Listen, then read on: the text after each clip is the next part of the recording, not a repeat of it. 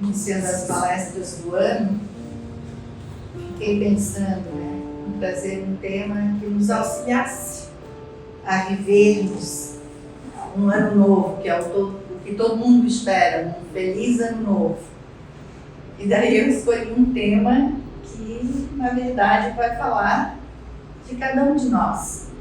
Porque a nossa felicidade, ela depende única e exclusivamente de nós.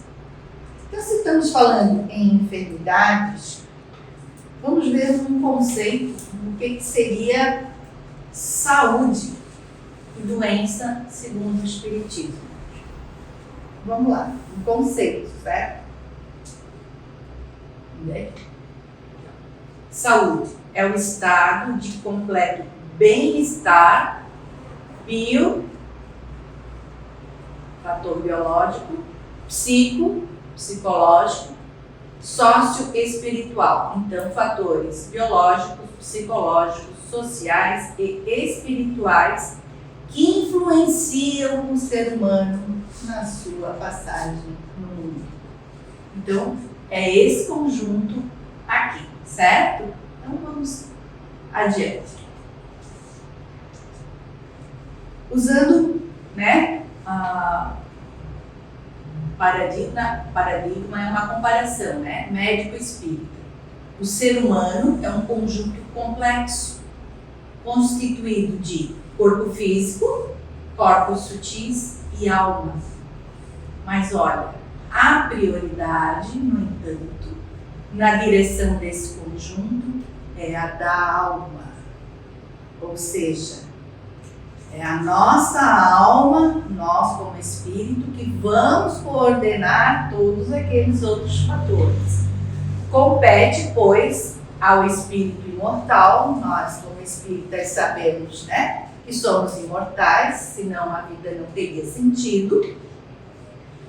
Compete ao espírito imortal a construção do seu destino terreno e, consequentemente, a da manutenção da sua própria saúde. Então tá aqui, compete a nós vivermos num estado de bem-estar, ou seja, de saúde, conforme nós vimos no conceito anterior, Então, lembrando a famosa frase, que nós vivemos repetindo: a cada um de acordo com suas obras. Então, eu vou ser doente ou saudável de acordo com o meu proceder. Mas, dentro da doutrina espírita, então vamos ver o fator espiritual. Como fator espiritual, nós trazemos hoje a obsessão. Então, o que é obsessão, para que a gente entenda? Domínio que alguns espíritos logram adquirir sobre certas pessoas. Isso é um conceito lá de Kardec no Livro dos Médiuns, E o que é importante frisar aqui? Memorizar. Nunca é praticada senão por espíritos inferiores que procuram dominar. É fácil de compreender que um espírito superior, inteligente, bom, não queira dominar ninguém, ele está acima disso. Então, quando nós falamos nessa influenciação espiritual de um outro espírito, porque isso é obsessão, a influenciação de um outro espírito sobre nós, nós estamos, evidentemente, diante de um espírito ainda num processo evolutivo bem primitivo, porque é um espírito inferior, assim considerado. Então, o que o paradigma ainda, A medicina atual, trata o problema puramente físico. Não tem encontrado um meio de alívio para os seres que sofrem essa influenciação. Então, a medicina não vai detectar quando nós somos alvos de espíritos que estão sendo dominados por outro, a não ser no domínio de encarnado para encarnado, quando adentramos os nossos terapeutas e eles detectam. Daí sim, daí entra lá naquele né? Emoção também. É para a ciência, em muitos casos, problema insolúvel, catalogado como resultado da hereditariedade, apesar de a maioria dos casos contestar esta afirmação. Aqui nós já estamos falando dos problemas mais sérios.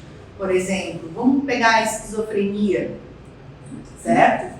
A esquizofrenia, ela é diagnosticada pela medicina, ela tem uma causa física, né? Tende a ser hereditária, mas tende também a sofrer uma influenciação espiritual. Por favor, tende, certo? Quer dizer que sim. Então vamos lá. Doutrina espírita. A obsessão, como nós vimos, né, essa influência que nós sofremos de outro espírito, né, ela é única e exclusivamente tratada pela doutrina espírita. Que só o Espiritismo, segundo Kardec, estuda e trouxe à lume a explicação desse processo. Então nós temos que admitir a imortalidade da alma, como nós já vimos, né? E a capacidade que os espíritos têm de influenciar na nossa vida, para nós entendermos e aceitarmos, né, esse processo, que é esse domínio de um espírito sobre o outro, nós temos que aceitar isso. Então, pela doutrina espírita, é entendida como enfermidade psíquica, ou seja, mente, que expressa subordinação de uma mente que assimila sugestões de outra, capaz de lhe neutralizar a razão e a vontade. Então, a palavra capaz quer dizer que ela pode chegar a esse processo, né? Ou não.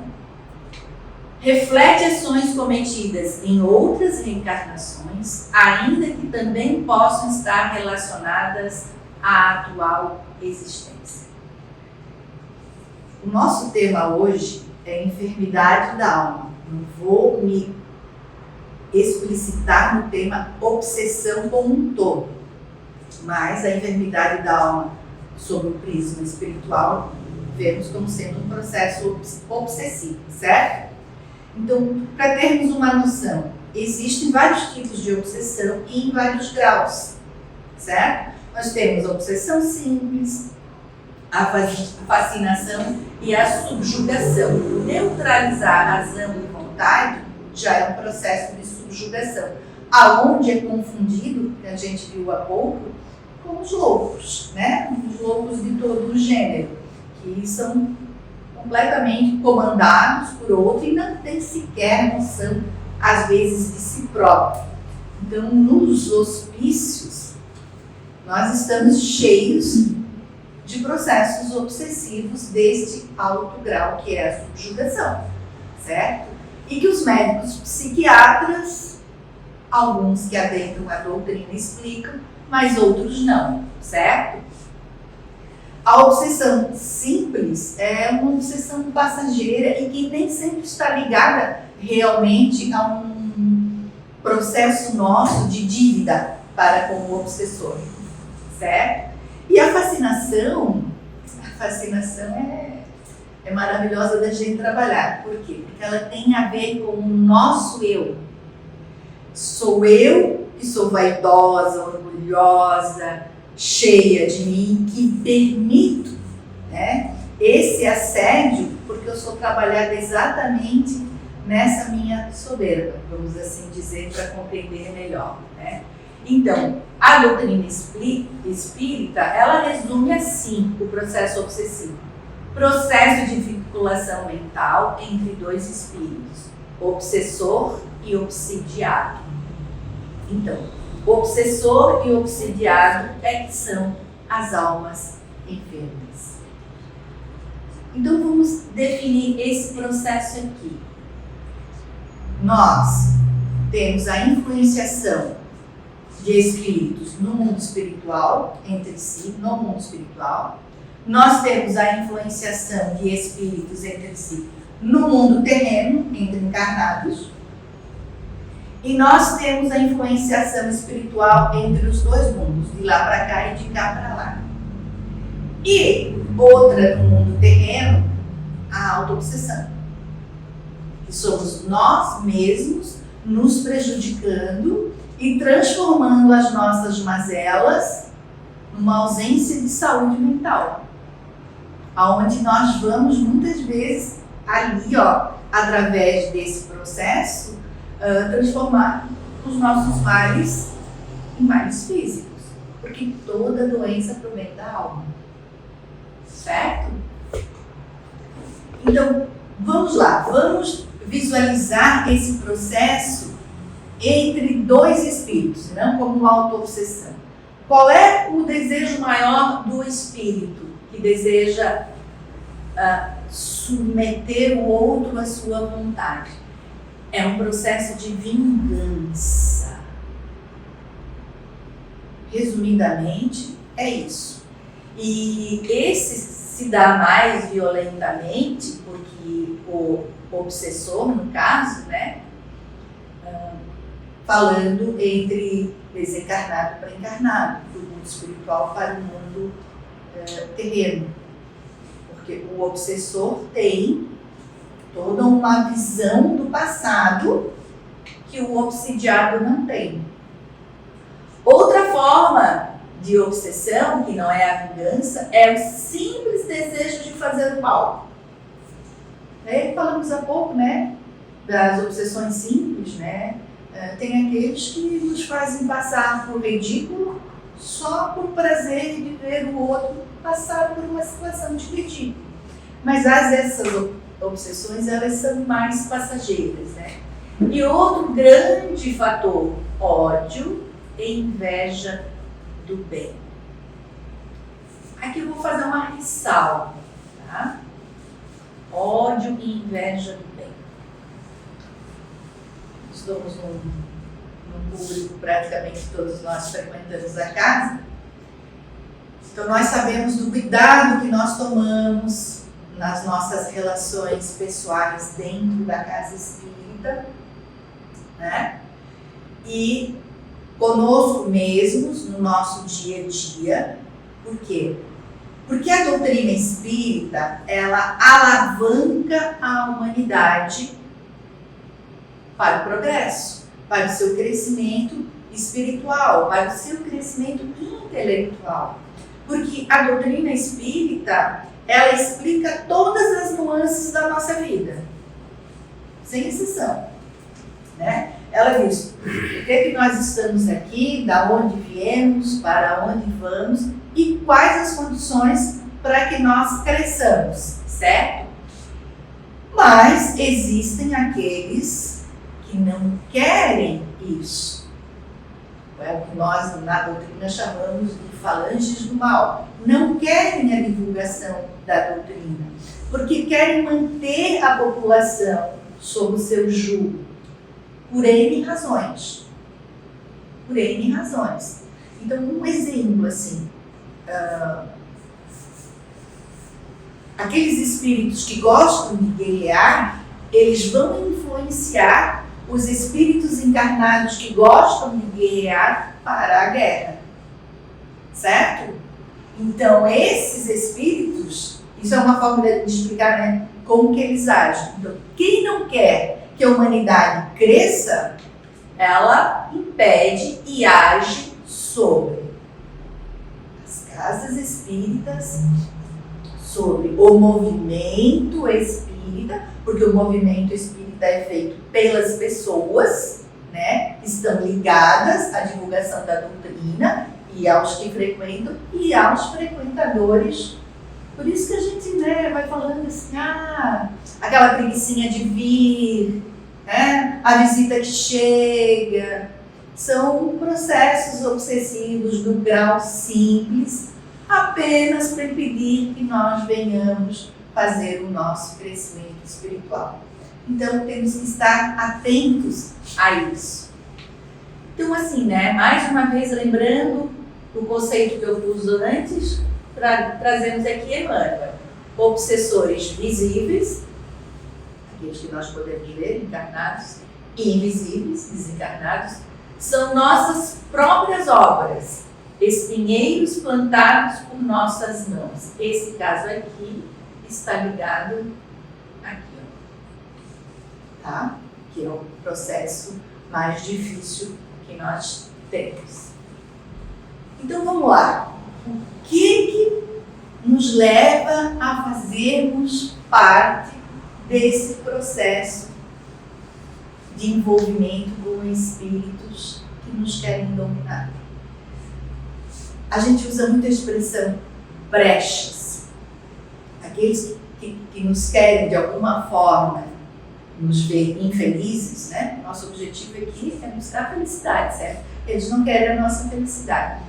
Eles vão atuar lá no nosso âmago, aonde nós ainda somos imperfeitos, ok?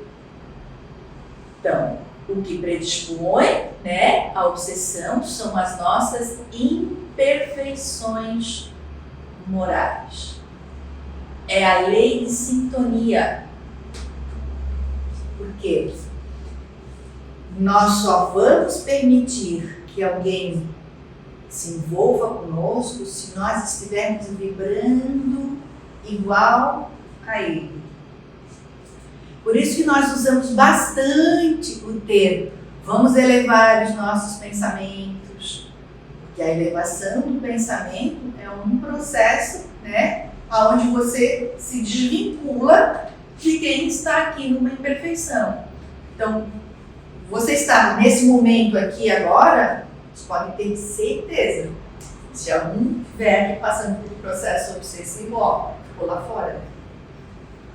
Ficou lá fora. Porque esse ambiente, nesse ambiente ele não entra. Certo? Então, porque o padrão vibratório desse ambiente aqui, agora, neste momento, ele é feito das nossas mentes e do fluido, como nós vamos ver mais adiante, da própria casa. Então, vamos lá, né? Os fatores, né? Então, as condições favoráveis, né? Quais são as nossas imperfeições? Irritação. Vamos lá, quem é que não se irrita? Mágoa, ressentimento e mágoa caminham juntas, mas o ressentimento, ele ainda é mais profundo, sabe? Porque até a palavra é ressentir, né? Até esse re na frente já nos leva assim, a lembrar, né, do que a gente sente quando nós nos lembramos de algo. A gente sente tudo de novo. Isso é ressentir. A mágoa é algo que nos tocou profundamente e do qual a gente não consegue se libertar. A gente continua tendo aquele sentimento em razão ao fato vivido. Ciúme, inveja, aqui ó, revide a uma agressão. Nós temos que evitar isso aqui, ó, o máximo possível. Quando alguém nos agride, é o dar a outra face, que Jesus nos ensinou. Ah, ele te ofendeu? Não vá lá. Sabe a famosa expressão, eu não levo desaforo para casa?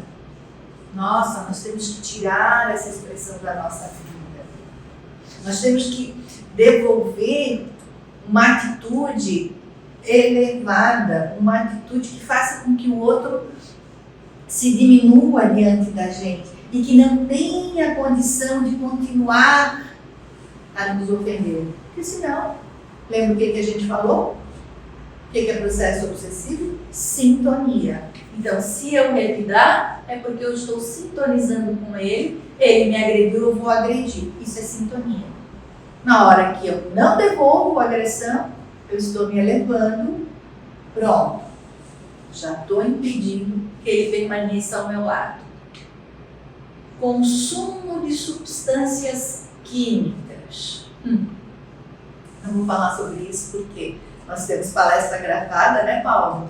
Que a Maria me fez recentemente e ela colocou na nossa palestra, né, a gravidade do processo obsessivo, aqueles que fazem uso de entorpecentes, incluindo o famoso álcool, droga lícita, incluindo o cigarro, também conhecido como droga lícita, ou seja, é permitida, né? Mas sabemos que é uma droga, tá? Vaidade falei há pouco. A vaidade é o que nos leva a sermos obsidiados, né, naquele processo onde nós não vamos perceber que nós estamos sendo impulsionados. Então, eu gosto de dar o exemplo da vaidade intelectual. A vaidade intelectual é uma das mais fáceis de a gente observar. A pessoa que tem um título, uma função, um cargo, ela costuma, algumas, não todas, né, a fazer uso disso e a olhar os outros como se ela fosse superior. Não necessariamente olhando-os como inferiores, não, mas sim ela numa posição superior, como se ela estivesse acima dos demais, como se ela fosse importante. E quando ela tem um inimigo, né, desencarnado, que quer que ela de alguma forma venha a sofrer, eles aguçam essa vaidade. E é ali que eles vão mexer, né, incentivando cada vez mais esse processo da pessoa se sentir acima dos outros. Tá cheio ali de exemplos assim. Sensualidade, meus irmãos, nossa, a sensualidade, a palavra é bonita, não é? Mas ela é estudada a fundo e o que ela envolve é uma grande perdição, porque ela nos leva aos desvarios do sexo, a ponto de, aí sim, né? Aqui, o chamamento, vamos lá, vamos voltar para a sintonia e vibração. O chamamento àqueles espíritos que desencarnaram, que eram extremamente ligados a essa vida dos prazeres da carne, é assim, intenso. Então, isso vai ser aguçado cada vez mais. Por isso que nós temos tantas enfermidades, tantos atos violentos nessa área, porque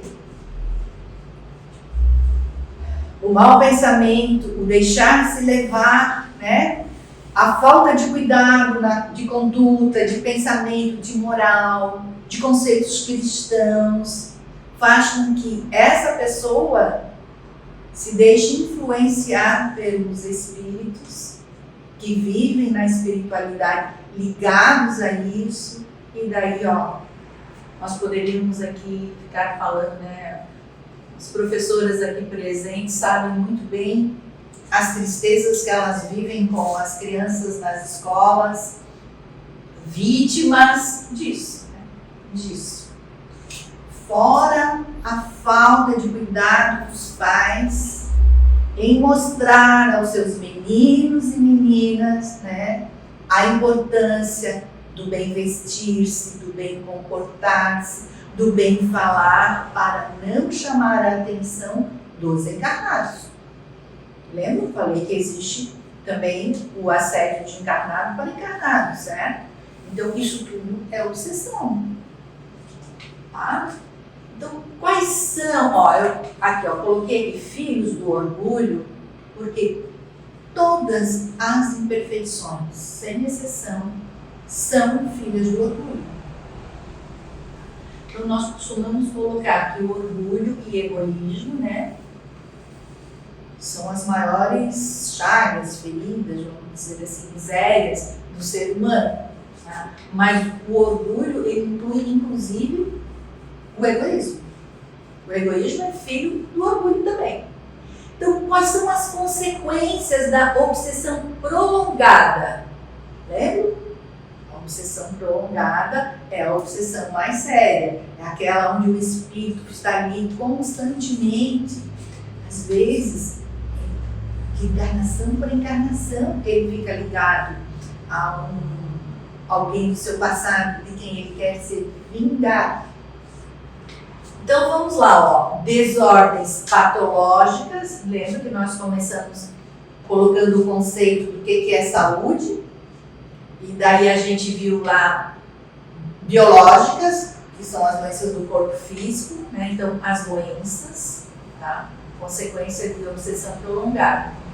Doença, a loucura, que é o processo mais difícil que tem, e realmente, olha, curar um processo desses, não vou dizer para vocês que seja impossível, mas é difícil. E morte física. Então, olha, nós dividimos em 3, né, as consequências da obsessão prolongada.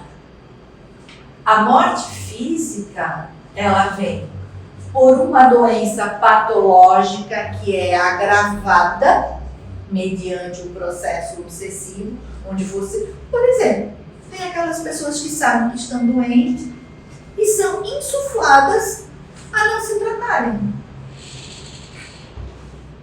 Tem gente, principalmente quando descobre que está com câncer, quando não são muito, não, vou morrer, tá? Então, vai a óbito. Então, isso aqui pode gerar a morte física. Nós vimos antes, né? Biológicas, psicológicas, emocionais. A doença mais famosa, né? Pelo menos do século XX, depressão. A depressão, se não for devidamente tratada por profissionais terrenos e por um acompanhamento, de preferência, dentro do centro espírita, ela pode levar ao suicídio. Certo? Então, os cuidados que nós temos que ter com as pessoas que demonstram essa característica. É quase que consequência. Certo? Nós poderíamos enumerar, né, uma série de formas de como isso aqui se dá. Mas vamos lembrar, obsessão prolongada. Existe um espírito inimigo nosso insuflando a nossa mente, lembra? Nós vimos antes, que ele mente a mente, provocando uma atitude nossa para que nós entremos num processo grave. Então, compete a nós não permitirmos isso. O que diz Jesus nesse sentido? Perdoa o teu inimigo enquanto estás em caminho com ele. O que isso quer dizer? Quando estamos juntos. Se alguém me ofendeu, se alguém me magoou, se alguém me deve alguma coisa aqui agora nessa vida, perdoa. Olha a frase seguinte: para que ele não te leve a juiz e não te condene, pois se isso vier a acontecer, ficará preso até que pagues o último centavo. Então eu falei há pouco, ó. Se nós, ele diz aqui, ó, enquanto estás em caminho com ele. Porque se eu não o perdoar aqui, nós não resolvemos a nossa situação, as nossas desavenças, enquanto nós estamos juntos aqui, tudo isso aqui, ó, está ligado ao mundo espiritual. E daí nós podemos nos tornar inimigos lá no mundo espiritual, ou depois trazer para juntos, se encarnam juntos ou não reencarnam juntos, fica esse processo. Então, meus irmãos, a importância do perdão na nossa vida, né? O que é perdoar? Enquanto nós estamos aqui e nos sentimos ofendidos, nós não podemos dizer que perdoar é esquecer. Não é esquecer o fato, mas esquecer a ofensa. Essa é a diferença. É relevar, é lembrar que se alguém agiu daquela forma, é porque ela ainda está naquele padrão vibratório capaz de praticar aquele tipo de ato que me magoou. Então nós precisamos nos libertar das mágoas, porque senão, ficará preso. Se alguém me ofende e eu permaneço ofendido, eu me aprisiono a ele. Isso é acumulação de espírito para espírito, de encarnado para encarnado e de desencarnado para encarnado e de encarnado para desencarnado também. Certo? Então, lembra que a gente falou que só obsidia quem é inferior?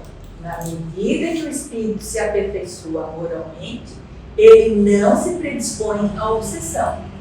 Ou seja, perdoa e você estará livre desse vínculo. Mesmo que o espírito ofensor ainda queira praticar um mal ao outro, se ele perdoou, ele se elevou. Ele não vai atingir. Isso é elevação moral. Então, a importância do perdão, meus irmãos, está nisso. E não teríamos colocado aqui agora, trazendo Jesus nesse momento, se nós não víssemos aqui, nesse ensinamento, a grande descoberta da nossa libertação. Falar sobre o perdão, a gente traz conceitos. Mas quando que eu devo perdoar? Sempre. Perdoar não 7 vezes, mas 70 vezes, 7 vezes.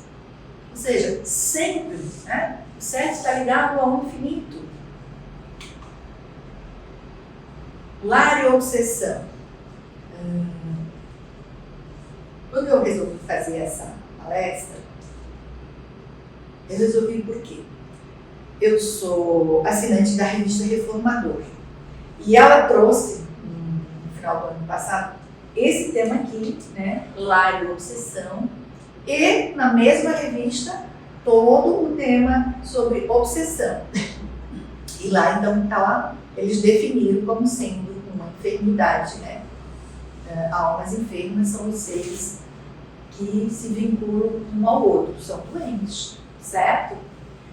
E a importância disso, e os inimigos de cada um são os que vivem em sua casa. Tanto encarnados como desencarnados. Na lição que também a Maria fez, também foi trazida pelo Arino no ano passado, Laços de Família, nós temos as palestras gravadas, nós vimos isso, que na família que nós vamos renovar os nossos laços com os nossos inimigos do passado. Principalmente na relação de pai e mãe com filho.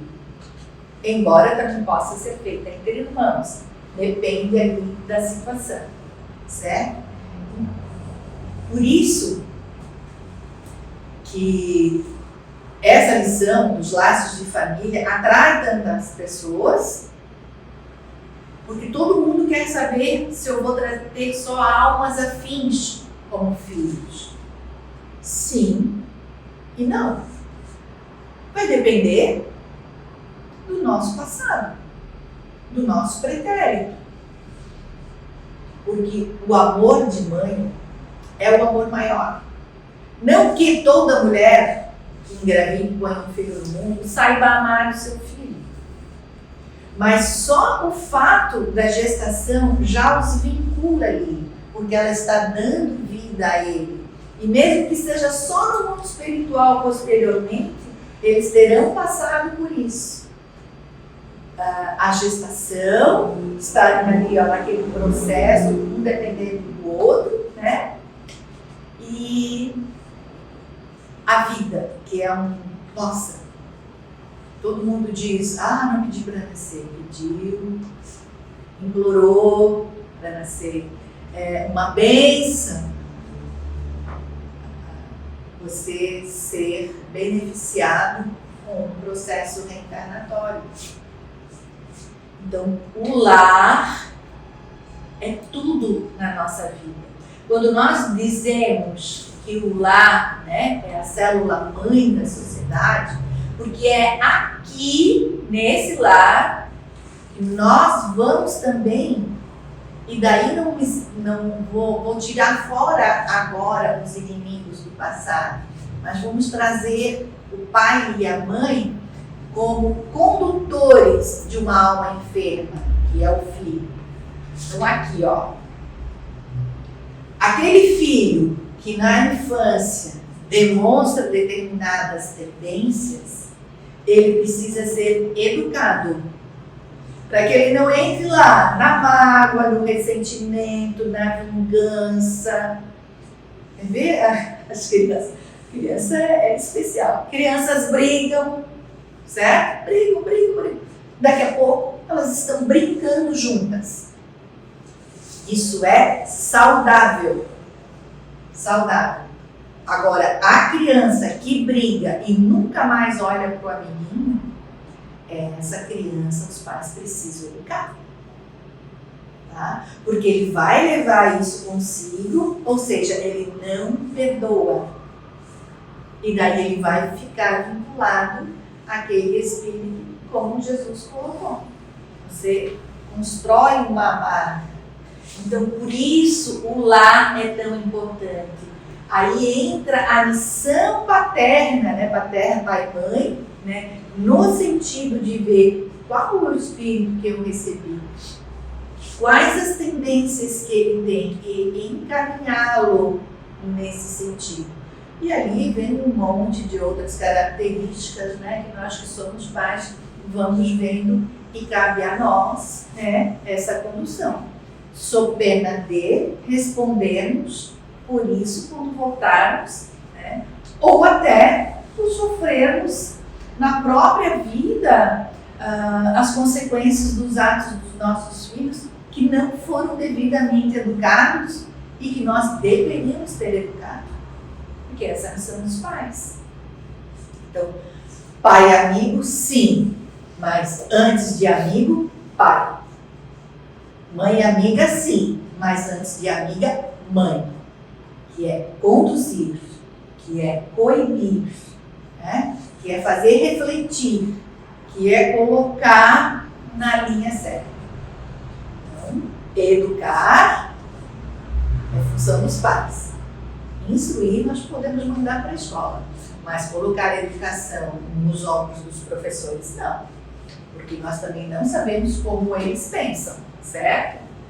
Então aqui, ó, sempre que existe um conflito familiar, né, sempre que os participantes, né, filhos, pais, todos que estiverem ali no lar, tá?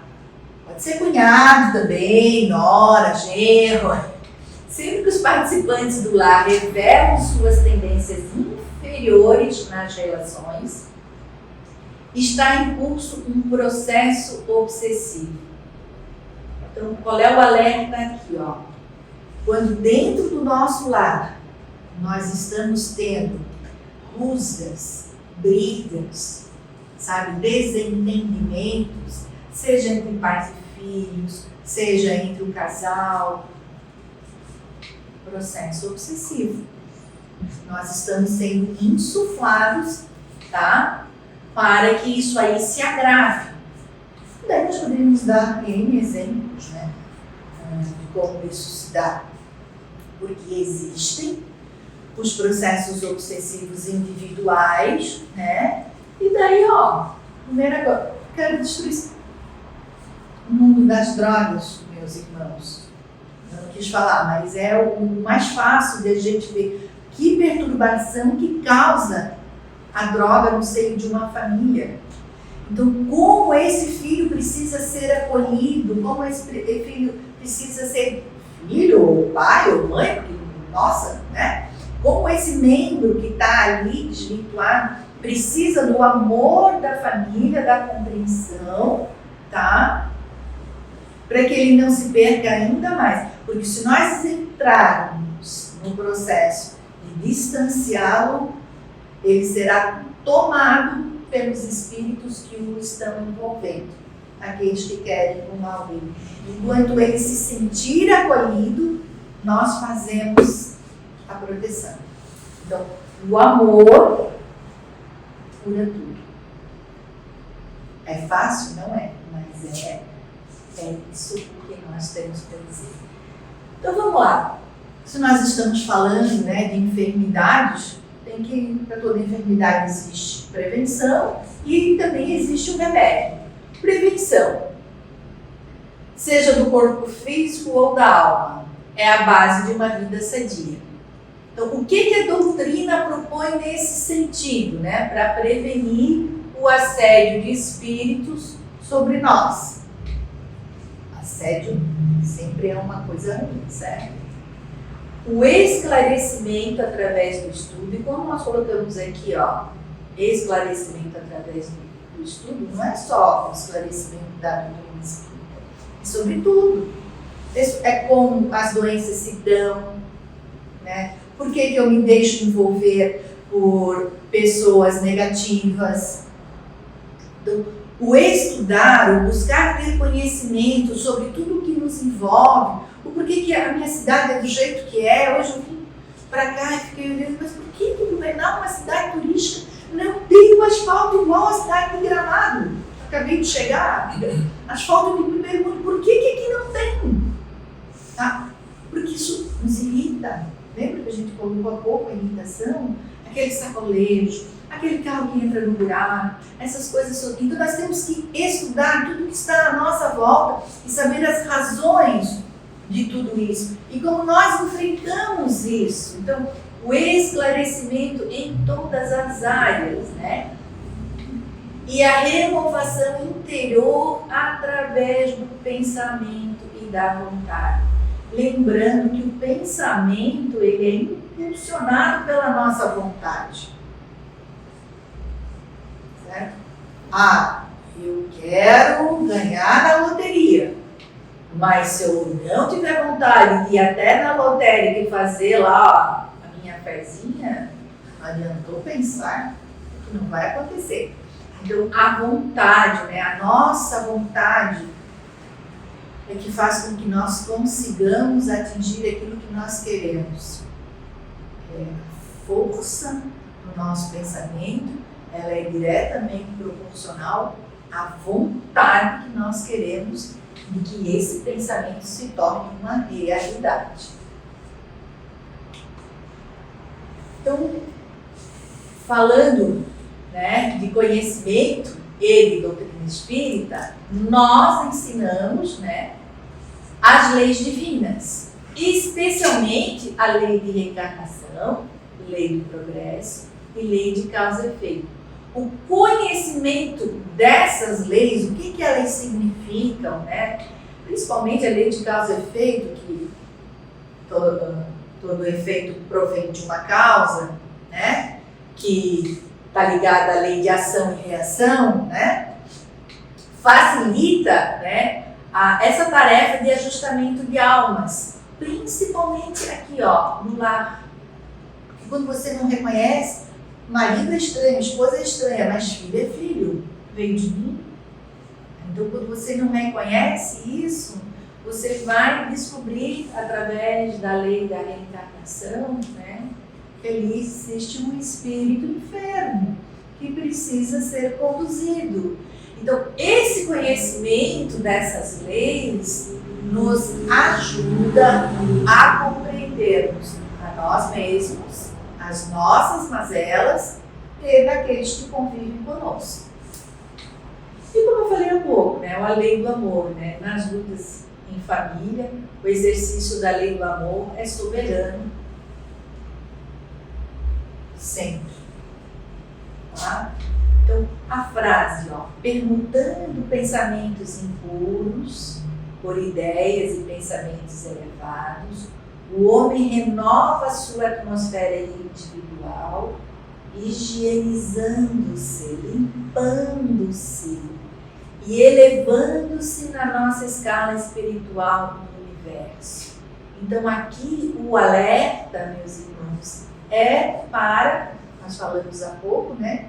A prevenção, pensamentos, a importância dos nossos pensamentos. Você quer se conhecer? Procura ver como você pensa. Procura ver o que você sente quando a mulher bonita passa, ou o homem bonito passa, tá? O que a gente sente quando de repente nos entregue um troco a maior? Eu vou devolver ou vou levar? Afinal, não roubei. Como é que eu acho? Que vontade que eu tenho? Às vezes, é vontade de ficar. Então, você tem que fazer duas coisas. Eu já domino, mas eu tive a vontade. Então, nessas pequenas coisas, nós vamos nos conhecendo. E é assim, né, que nós temos que fazer conosco, com os nossos filhos. Com os terceiros é mais difícil, mas a lei de amor implica a todos, né? Não só na família. Então, qual o tratamento da obsessão? Tirar, né? Desobsessão é o tratamento da obsessão. Quem faz esse tratamento? O centro espírita. Só o centro espírita faz esse tratamento. Por quê? Quando nós estamos lá fazendo a terapia com o nosso psicólogo, com o nosso terapeuta, nós estamos fazendo o tratamento de desobsessão. Com certeza. Certo? Mas aqui no centro espírita, nós tratamos também obsessões. Então, o que é importante lembrar sobre o centro espírita? Que o ambiente é impregnado de fluidos salutares que influi positivamente na reforma moral tanto do desencarnado como do encarnado. Porque ele vai ser trabalhado, o desencarnado. Falei um pouco para vocês, né? Ficou lá fora, certo? Mas o centro espírita tem as suas sessões onde ele é tratado, que pode ser uma sessão mediúnica ou pode ser um ambiente de estudo. As nossas salas de aula recebem os nossos obsessores para que eles se instruam. Mas eles não ficam aqui, eles ficam na esfera espiritual, aqui, nesse ambiente, mas desligados de nós naquele momento, certo? Recebendo todos os ensinamentos que são proferidos ali na sala de aula. A palestra pública é extremamente terapêutica. Por quê? Porque a espiritualidade amiga que acompanha a palestra pública, não posso afirmar que seja em todos os centros espíritas, mas na grande maioria deles sim, tenha inclusive a equipe espiritual que promove a cura do corpo físico. Eu sempre vou lembrar do seu Elias, que já palestrou aqui conosco, que ele deu o exemplo dele. Ele tinha uma lesão no joelho e não dava jeito aquilo, e um dia ele foi para uma palestra pública e tal, e fazia assim naquele joelho que doía. Ao final da palestra ele saiu, achou uma cara de nossa, havia dor no meu joelho. Só fazer exames, só. Ele foi curado em plena palestra pública. Isso chama-se merecimento. Tá? Merecimento. Um trabalhador como ele, né, merece esse cuidado da espiritualidade. Então, o ambiente do centro espírita é muito especial. Aquela água que nós distribuímos no final da palestra, tá? ela é fluidificada pela espiritualidade. E nós vamos receber o nosso remédio. Cada um de nós vai receber o seu remédio. Não importa qual é o copinho que você vai pegar. Tá? Você vai receber o remédio que precisa receber. Então, o que é importante, né? Dentro do centro espírita? Uma equipe experiente para proceder à recepção das pessoas e o diálogo com os obsessores. O diálogo com os obsessores é feito nas sessões mediúnicas, tá? A recepção, quando chega a pessoa e ela vai fazer uma conversa fraterna, ela vai ser atendida por alguém capacitado e, né, que pelo menos deveria diagnosticar que ela está sendo envolvida pela espiritualidade que não a quer bem e que ela precisa de um tratamento. Então, o que nós indicamos no centro espírita? Cada casa vai indicar o que possui, né? Então, aqui, ó, reuniões evangélicas e cursos doutrinários. A diferença qual é? Né? As reuniões evangélicas, essa aqui é uma reunião evangélica que nós estamos tendo agora, certo? Os cursos doutrinários são aqueles cursos sistematizados, assim, onde você vai pegar uma obra ou apostilas e vai estudar, que tem começo, meio e fim, né? Tem uma coordenação, uma ideia que é seguida do começo ao fim. Então, quando nós estamos ligados a isso aqui, nós estamos fazendo o nosso tratamento de obsessão. Porque nós estamos evoluindo espiritualmente e evoluindo moralmente. E quando nós fazemos isso, né, nós vamos nos desligando paulatinamente daqueles que não querem a nossa felicidade. Porque é isso que eles querem, a nossa infelicidade. Certo? Então, a importância, né?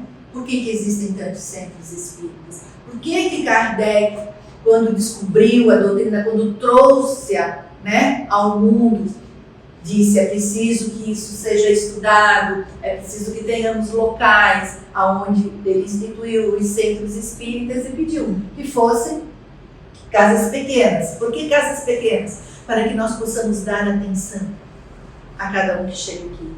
Porque, imagina, o padre que recebe lá 1000 lá na igreja, ele não pode dar atenção para 1000 pessoas, ele não consegue, tá? Mas assim nós vamos. Cada um de nós precisa do seu tratamento. Nós ainda estamos num mundo de provas e expiações, ou seja, nós ainda somos espíritos inferiores. Nós ainda somos espíritos cheios de imperfeições. E aqui a gente aprende, sabe, a domar cada uma delas e não a dominar. Evitando a obsessão, ou seja, impedir que ela se instale, né? A famosa frase de Jesus, né? Orai e vigiai, para não caíres em tentação. Orai e vigiai. Vigiai é a reflexão que nós temos que fazer diariamente sobre o nosso proceder. Diariamente. Tá? E um grande auxílio da nossa vida é o Evangelho no lar. Lembra que nós falamos sobre a obsessão no lar?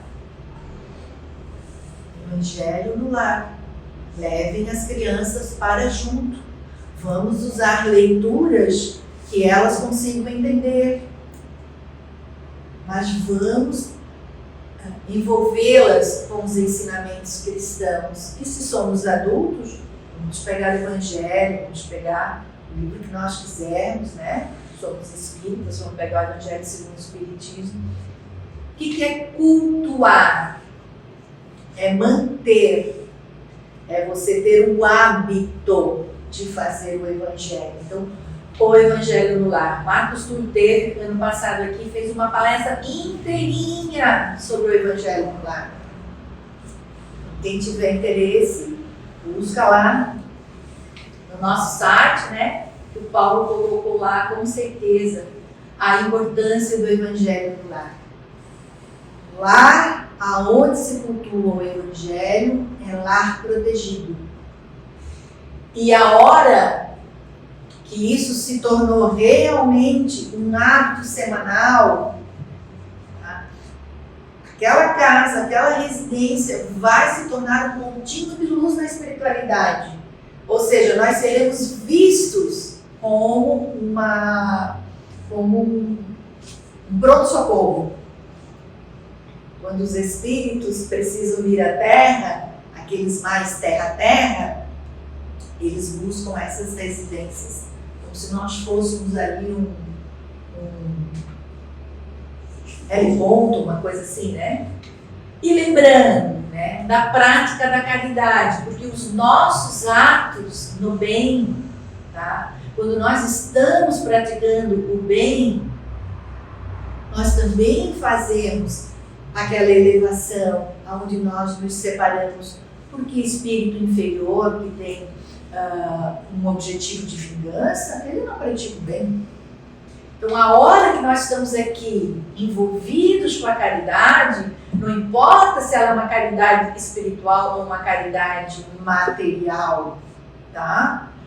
Nós estamos dando mais um passo para não sermos envolvidos por espíritos inferiores que não nos querem ver felizes. Por isso, a máxima do Espiritismo é: fora da caridade não há salvação. Porque passa pela prática do bem. Passa obrigatoriamente pela prática do bem. Então, meus irmãos, se nós queremos ser saudáveis, felizes, nós temos que lembrar que isso é construção nossa.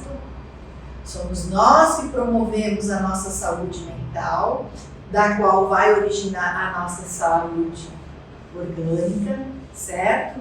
E vai fazer com que nós nos afastemos dos espíritos inferiores que tem de monte em volta da Terra, e nós consigamos então ser felizes nesse mundo terreno aqui, agora, já. Nós temos que prestar atenção no nosso proceder.